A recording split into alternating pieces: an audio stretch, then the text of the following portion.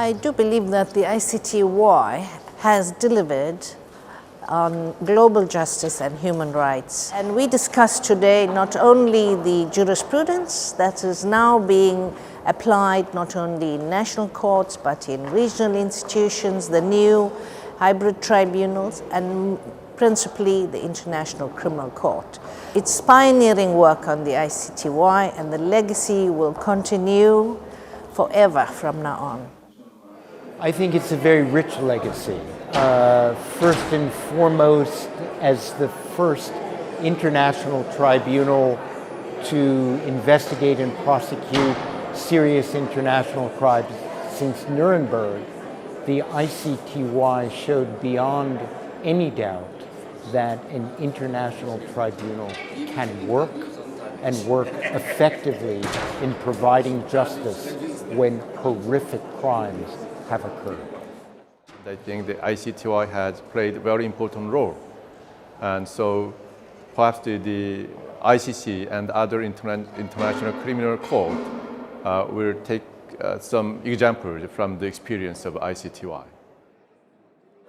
The idea was not that the victors put to trial the war criminals of the vanquished enemy, but for a third party representing the international community through the UN to be there standing as judge for either party, in fact, who would commit such egregious violations which amount to war crimes or crimes against humanity or genocide. I spoke yesterday on a panel that dealt with the human rights aspects of the work of the International Criminal Tribunal for the former Yugoslavia. And we were looking at, certainly I was looking at, the idea that the tribunal was in many ways a human rights court.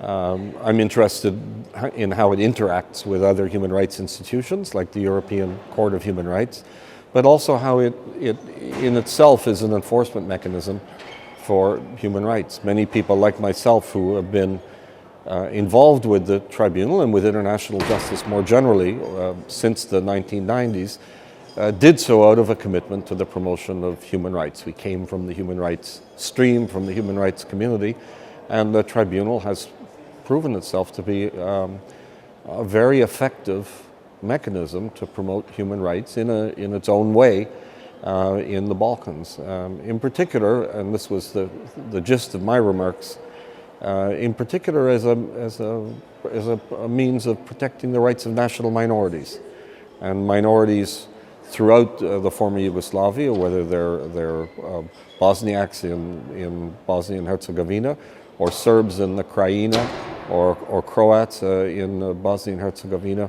We're all able to turn to the tribunal in a sense to address issues relating to their protection. The legacy that we have to remember is that it survived. It probably wasn't meant to survive. It might have been a political solution that really turned into an incredible groundwork for international justice. That is just a foundation that is now building upon itself, okay? So survivorship, I think, first of all, is very important. And of course, I have to say the gender jurisprudence legacy. And next to that, the fact that the tribunal at one time had concurrently a female president, a female prosecutor, and a female registrar. And that it is not unusual that when one says, well, what does an international judge look like, or what does a prosecutor look like, an investigator, the language assistants or defense attorneys? Well, it is either a female or a male. And I think that's a very important legacy to bequeath.